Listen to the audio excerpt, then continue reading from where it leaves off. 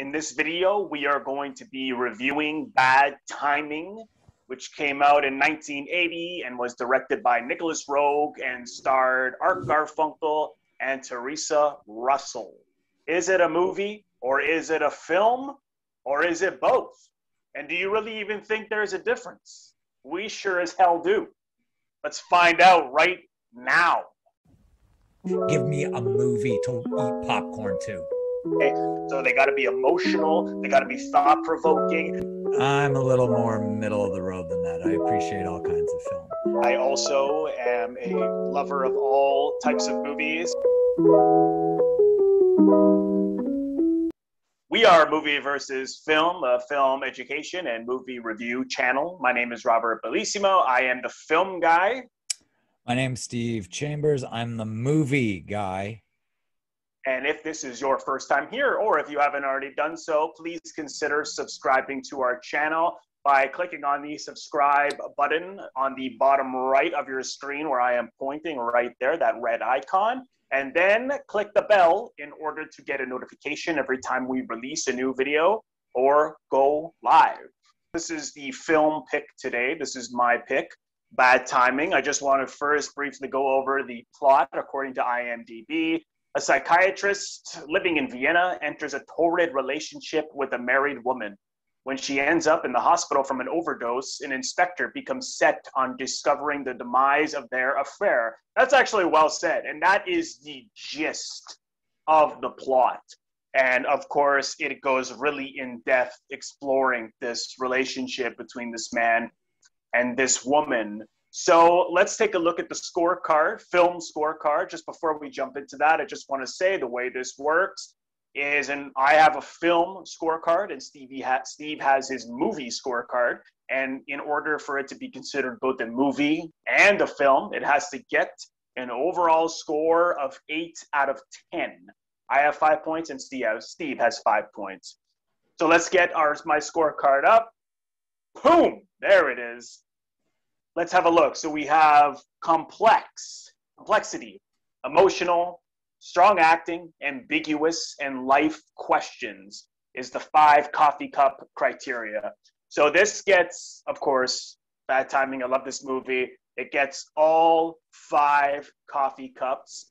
I'll go over my reasoning behind each one. Complexity, absolutely. I mean, this is the essence of this is the nature between man and a woman and love and how complicated and messed up it is. But in this case, it's a darker look at that. It really explores obsession, sexually obsession, and it's complex because why are they so obsessed with each other? I mean, Art Garfunkel's character is a complete asshole towards her a lot of the time. He's extremely controlling. He stalks her. He investigates her past. He constantly thinks she's lying, but yet she wants him to accept her for who she is. She gets depressed because he can't, and she's also loves him and is sexually obsessed with him. There's a great line where she says, "I love you and I don't know why." And why do we fall in love with people like this? I mean, I don't think you can really explain it. So the film really is a exploration of that. Emotional, God, yes. I mean, I was getting really angry at Art Garfunkel's character for the reasons I mentioned. He's controlling, and he contradicts himself because he teaches psychiatry, but yet he doesn't understand himself, or if he does, he's just so wrapped up in his obsession that he can't see through it. And I was just getting angrier and angrier at how he was being with her, especially at the end. I won't blow that right now about things that start to happen as it gets darker and darker. But it's a rough watch, and it will infuriate you. It will make you question your own, perhaps how you are in your own relationships. Bit of trivia is that Theresa Russell said they would sit in the back of the movie theaters when this came out, and couples would come in like laughing, having a good time, and by the end they'd be shouting at each other like, "You're like that," or "You're like that."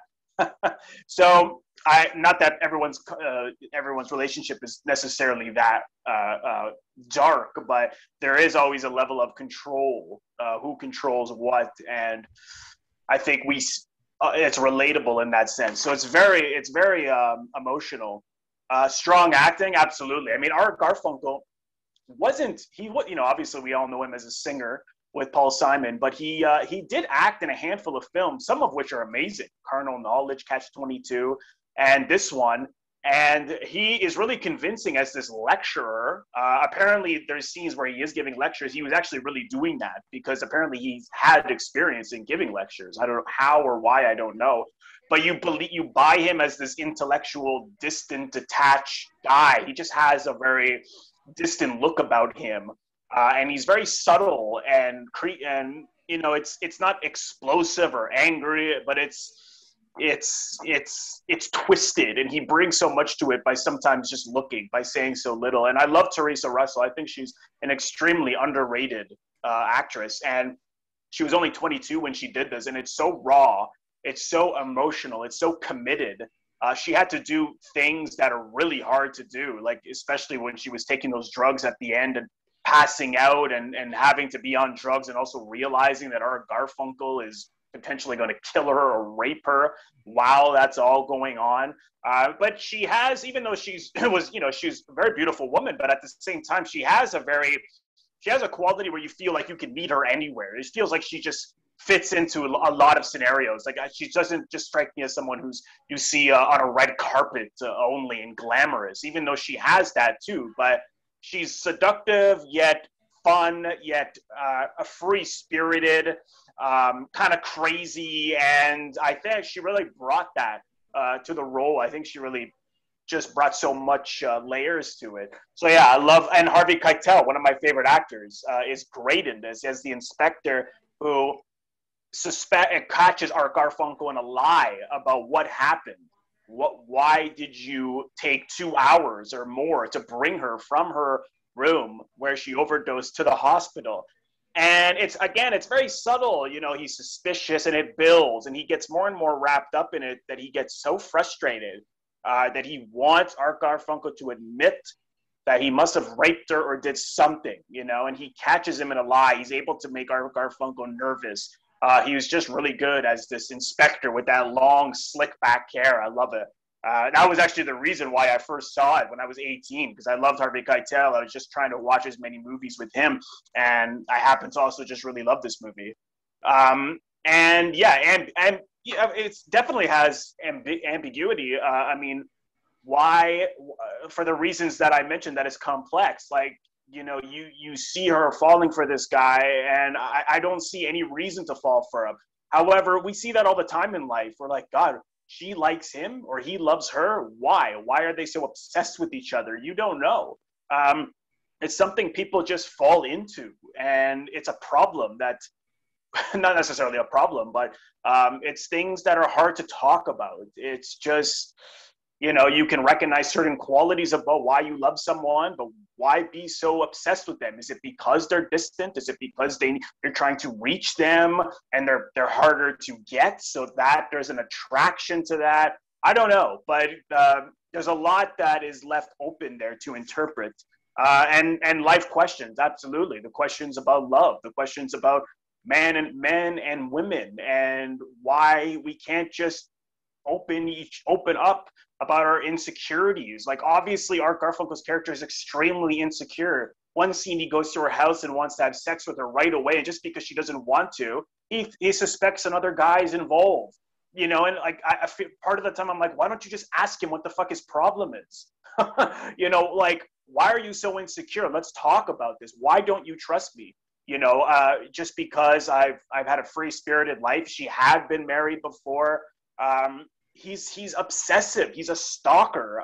He's a brutal guy, and I just wish, at the same time, you hope that they can come together. Like, you're kind of rooting for them in a sadistic, in a weird way, but you just, come on, guys, just or more so Art Garfunkel, just say what's wrong. Like, work it out. But why can't we work it out? I don't know. It's so there's a lot to ponder. So for me, it gets a 5 out of 5 stamp of approval for a film. Over to my friend, the movie guy, Steve, to check out the movie scorecard. Go ahead. Yeah, all right. So right away, I'm going to introduce our my categories. Okay, got coolness, got feel, understandability, entertaining, captivating, and finally, the wow quotient. So first off, and we'll explain all those, I think when I put my my film hat on, I like this movie. Didn't love it, liked it, appreciate it. I get it. It's not bad. It's not bad. No, there's nothing to love because this is exactly my point. Yo, everything you just said, you it made me angry. There's no love in you. Listen to you. I'm the guy who talks about feeling. You've talked your head around this. Now, when I do go by my feeling, my gut, not getting heady, does it work as a movie per my categories? No. So let's take a look at it. Coolness. Is it cool? Absolutely not. Doesn't move well. And I'm not talking about the non-linear structure. That can work. I'm a fan of it. It's worked in many films.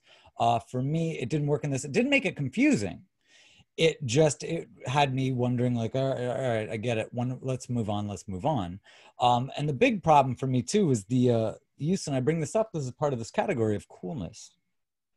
Score, soundtrack, movie, the sound, oddly used. I mean, you have a great song, "Who Are You" by The Who, inappropriately put into the weirdest places where it just sucks me out of the film. Didn't work. So no point there. Come on. Feel. Did I feel anything emotionally about it? Absolutely not. I thought everything Robert said, but I didn't feel any of it. Didn't pull me in. I didn't care about these people. I wasn't worried about these people. I hope Keitel figures it out. Nah, I don't care. Next, was it understandable? This one gets a yes. Absolutely. Again, I was told in a non-linear fashion, but he spells it out. There's nothing not to get. From the opening scene, though, I kind of know where we're going, but that's okay. That's okay. It is understandable. Everything is explained. I don't think there's that much ambiguity. I think in all the things you just said, you answered a lot of the questions you had for my category. Anyway, was it clear and intelligible? Absolutely. I get the story. Next, entertaining, captivating. Yes. I wouldn't call it entertaining, but it was captivating. I wasn't bored for the most part. I was watching it. I was interested. I wasn't feeling anything for these people, but I was interested. It was compelling, but certainly not entertaining, but enough. It was captivating enough. I give it that mark. So far we got 2. It's understandable. It's captivating. And we're almost there. And lastly, wow quotient? Absolutely not. No, it didn't end. It didn't end with anything. It ended, and I already knew where it was going. It ends. Whatever. You're not ruining the ending by saying it. I mean, I know the scene you're talking about, but we know because it's told in the way it's told. You know where it's going. And the last scene of the film, I won't say what it is. It's not a big deal. But I'm talking about the last scene in New York. Yeah. I know what you mean. I didn't go. I love that. So a couple things. So as a movie, my kind of movie, no, it doesn't work. Comes close. All right. 2 out of 5. 2 out of 5. It's not terrible.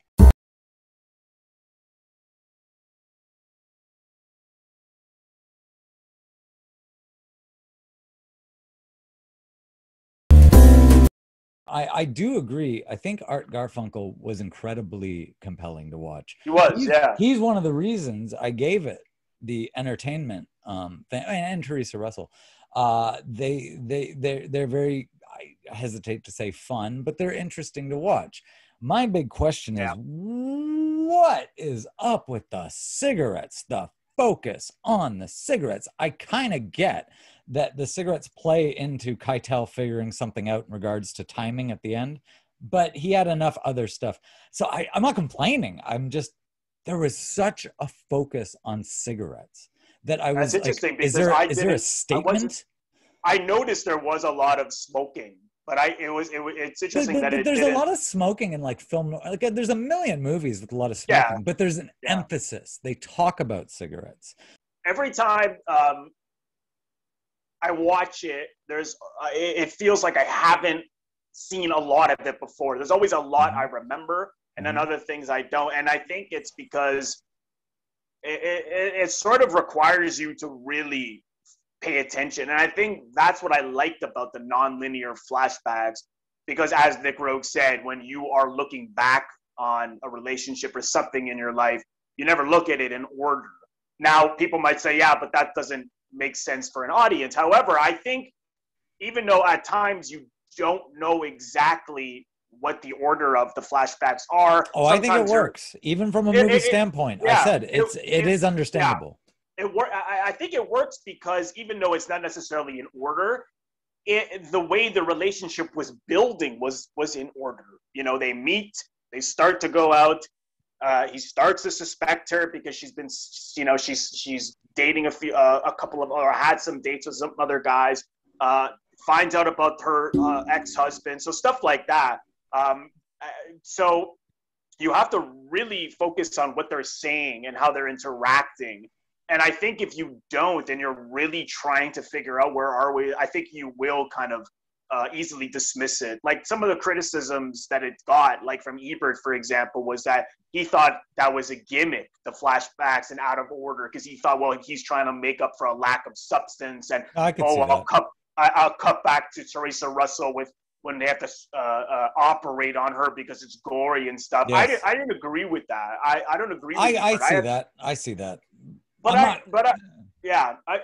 I don't see it. I'm actually surprised he said that, because I actually thought it was just another unique way of doing the flashbacks, and it worked within the mystery of the film. You know, Harvey Keitel is trying to figure out why he took so long to make a phone call to call the ambulance. We see him off the top in the ambulance with her, and he's detached. He doesn't seem emotionally wrapped up in anything. He says that they're just friends to everyone. So I can see why Keitel would think, something is not right with this guy. What does sort of confuse me is that he says that he had the doctor do a vaginal swab. So, but then later on he says, well, you have to admit to me that you raped her because I can't prove it. But to me, I thought, well, wouldn't that prove? No, because maybe not. I don't know. All that would do is that they had been intimate at some point. It could have been before. It could have been, you know, who knows exactly the timing of anything. It doesn't mean that it was while she was unconscious and he, you know, all that. I guess he would have needed her. Harvey Keitel would have needed her to have said what happened, but because she wasn't conscious. Yes, and she does open her eye for a second, so she does.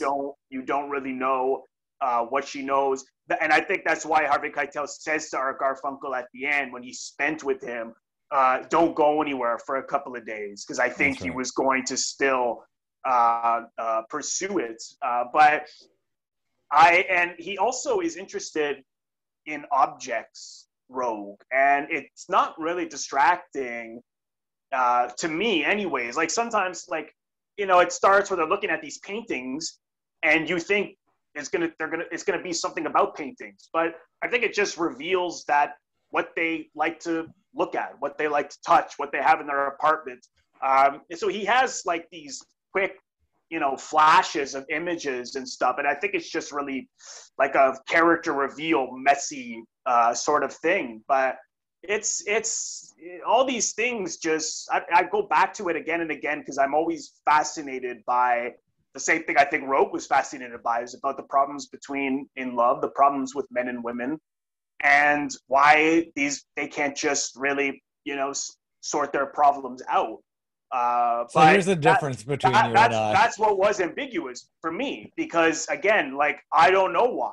I think about it like that. There was plenty of opportunities but they can't. They're wrapped up in the sexual obsession and this, like, you know, like it's, you know, she needed him to validate her. That scene where she then has the white, you know, and she calls him over and her face is painted white. The kabuki makeup, scary. Scared the shit out of me. And then throwing the bottles at him. So wait, that you like this film or love it? Okay.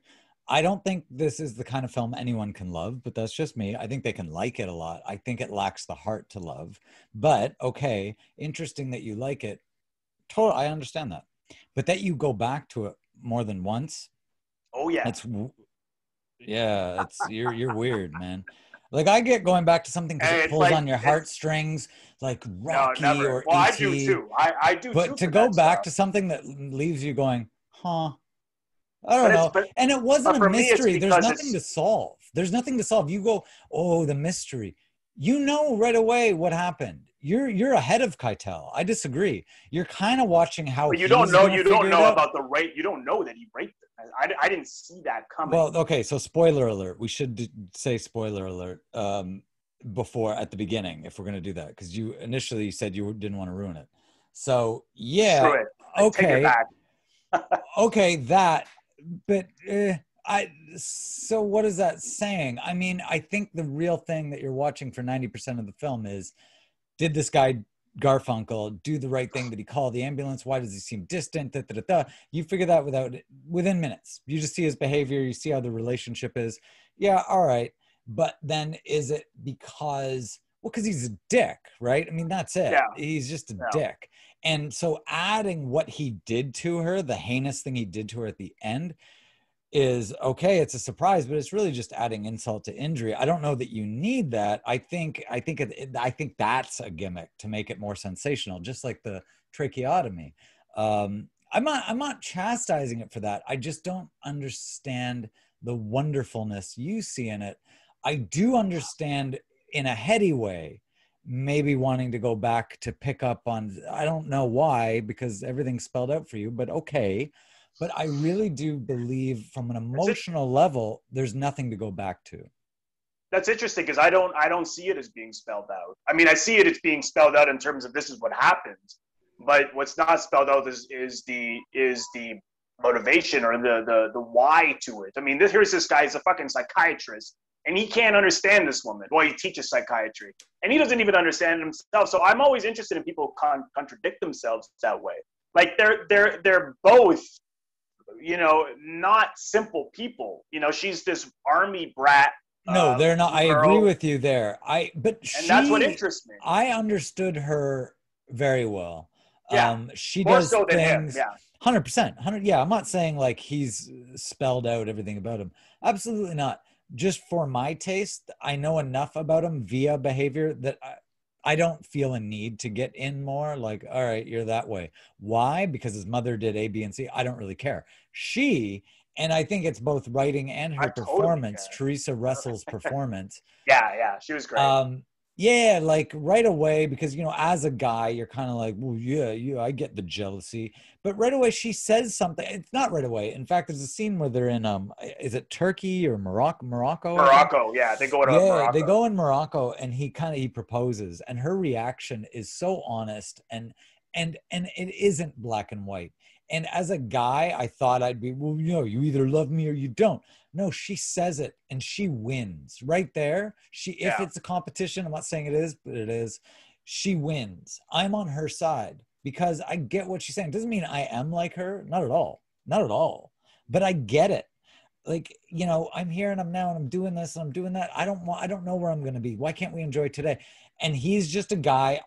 For me, I know everything I need to know about him in that very scene because yes, but I need to know so I can put it in my pocket and file it away because he's a calculator. That's all he is. He's an inhuman calculator. Not once do you see emotion in him. You see him walk away from trouble, but when she's throwing bottles at him, he's got nothing. He's nothing. That is what that's what drives I her to find. that. He's a It's serial interesting. killer. It's well, not as a matter of fact, but maybe in temperament. Yeah. Yeah. He's got the same sociopathic. Like Yeah, but that's what interests. I love contradictions in people, and I love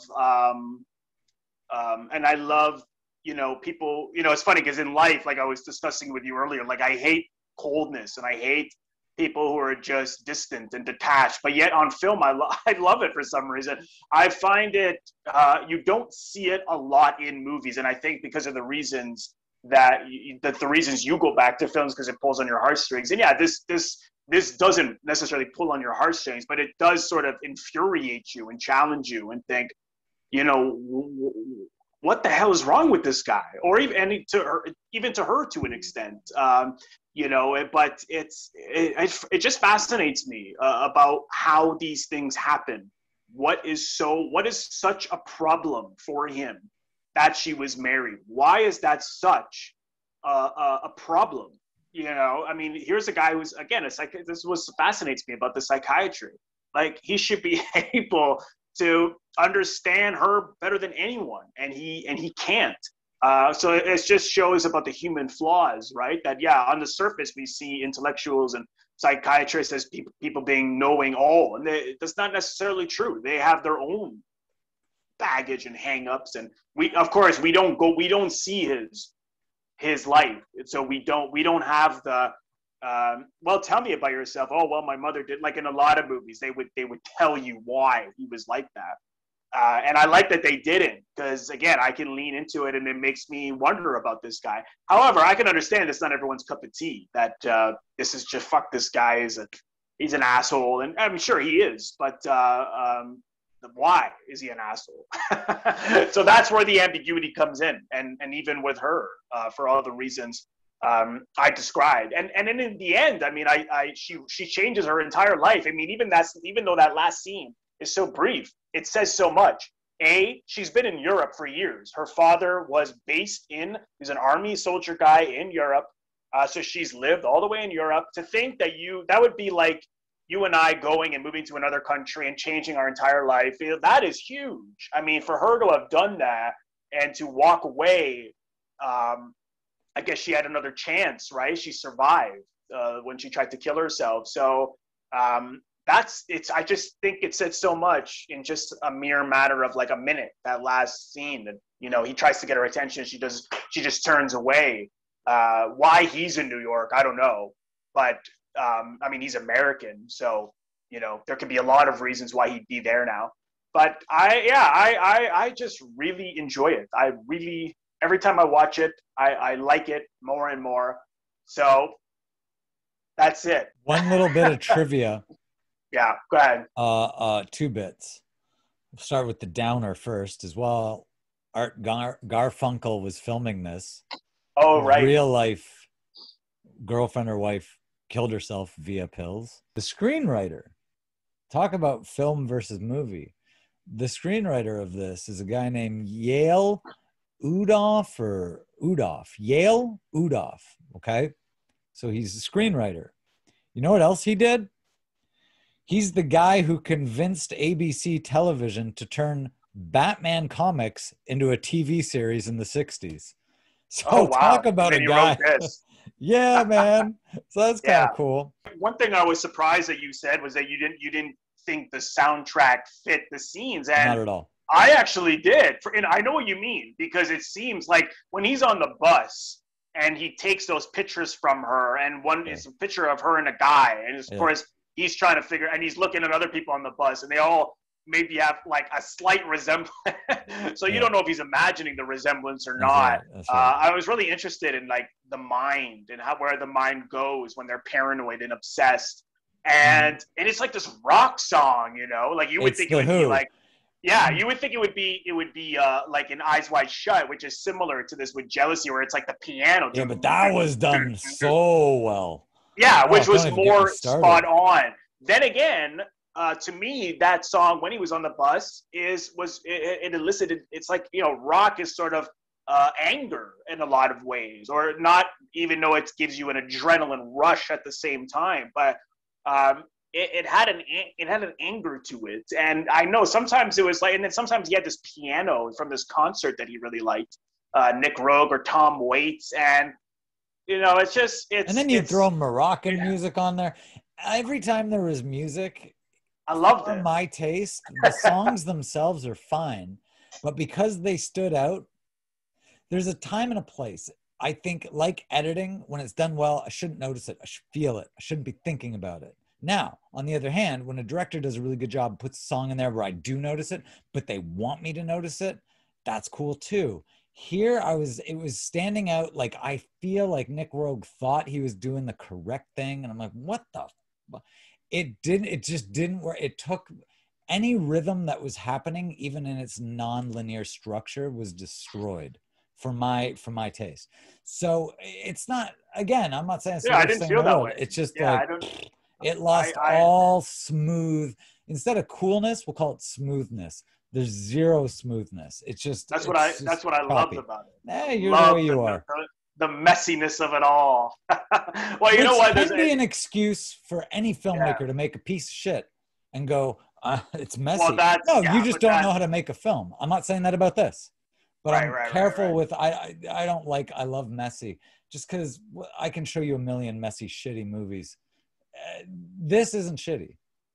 It's Right, not even but messy, but well, it's I don't mean messy like throw it all together like a fucking like you're doing laundry, but it gives it that's good.